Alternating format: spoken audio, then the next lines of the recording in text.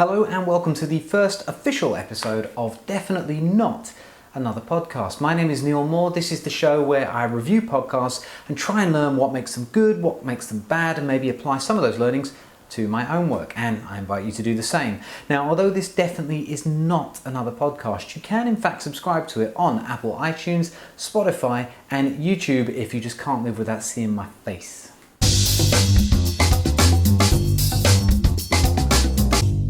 Now, internet security may not seem like the most fascinating topic of dinner conversation. In fact, it brings to mind various uncomfortable conversations I've had with geeky looking dudes telling me to update my virus software and beware of phishing attacks, whatever they are. However, internet security is the subject matter of probably my favorite podcast in the world right now, Darknet Diaries. Hey, it's Jack, host of the show. We're about to hear a story from a friend of mine, Jordan. Jordan is one of those guys that has a million stories. Like, his life is just filled with crazy adventures. Like, this one time he was traveling and got kidnapped, but then escaped. And then on another trip, he was kidnapped again and escaped again. And he's also been in North Korea, I think, a few times. But today, he's going to tell us a story about a time when he was a teenager and got a visit from the FBI. These are true stories from the dark side of the internet. I'm Jack Rhysider. This is Darknet Diaries.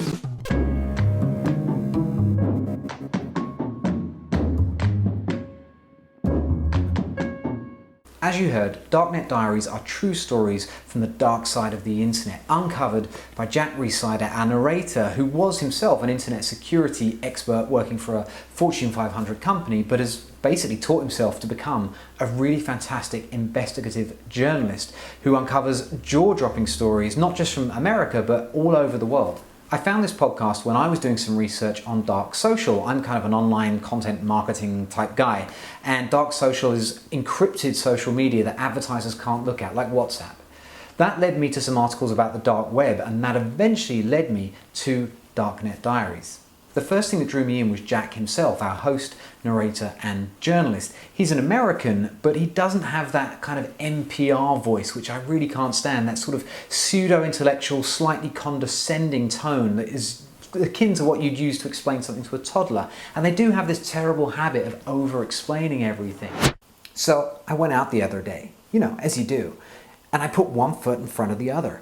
First the left, and then the right, and then the left, and then the right again, and it propelled me forward in this kind of bobbing motion. I didn't know what to think of it at the time, but then I realized I'm walking. The other thing NPR hosts do that kind of drives me up the wall is they clearly broadcast. They're aware they're talking to a large group of people. But with Jack, you kind of feel like he's whispering in your ear. It's very intimate, which I think the best radio and podcasts usually are. Now, I'm not into kind of ASMR and having kind of women whisper things into my ears or anything. It's not like that. It just feels like he wants to tell you the story as an individual, and we're all just individuals listening together. The second thing that Jack does really, really well is making a drama out of a crisis. So he starts every episode with a mystery, then cuts to the opening credits, and then goes back to the backstory of the mystery. And although he gives a huge amount of small detail about look and feel and smell and touch and taste and things like that, he actually holds back the big information, which ramps up the tension and keeps you listening to find out what's going to happen next.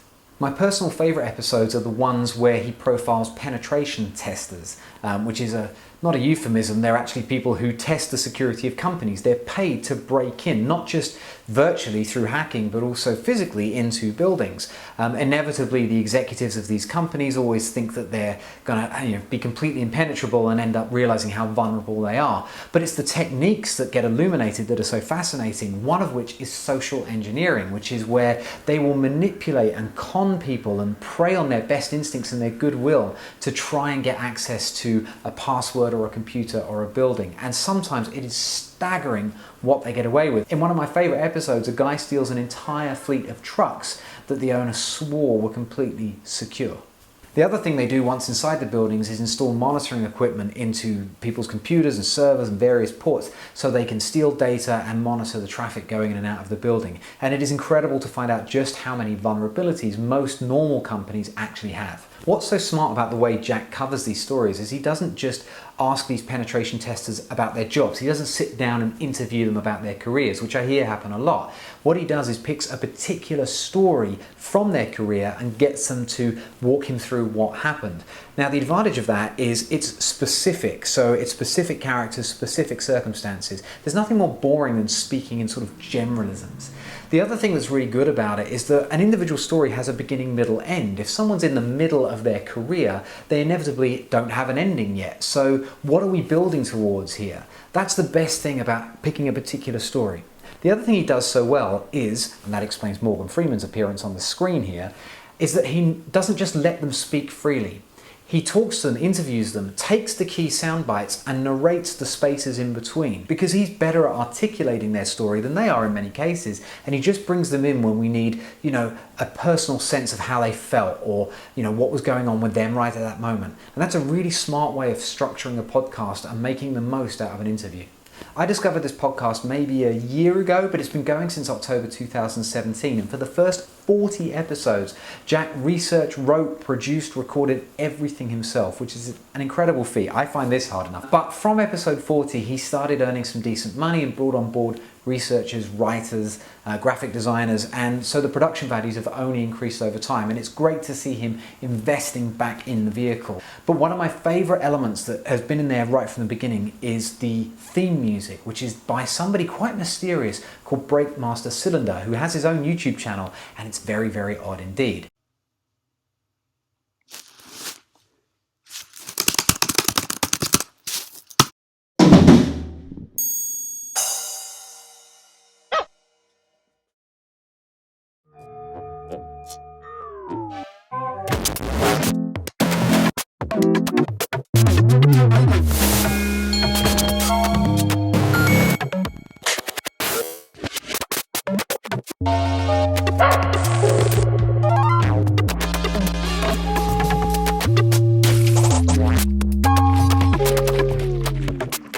He or she sets the tone for the show with this really mysterious music that could probably go on the front end of Sherlock or maybe a new interpretation of Agatha Christie's Mysteries.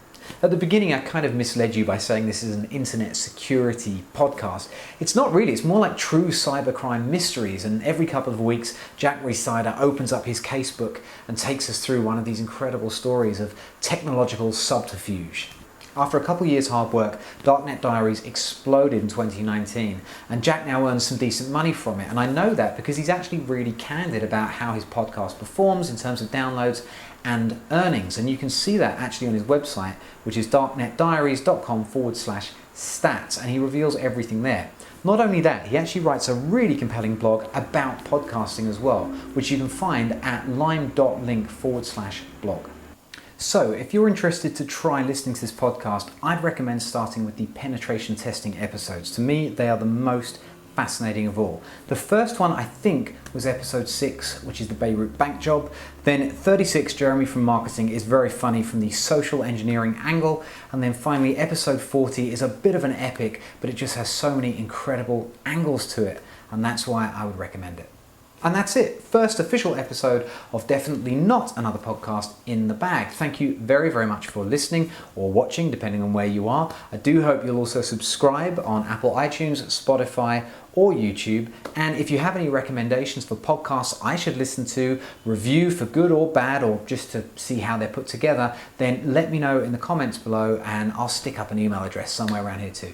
Thank you.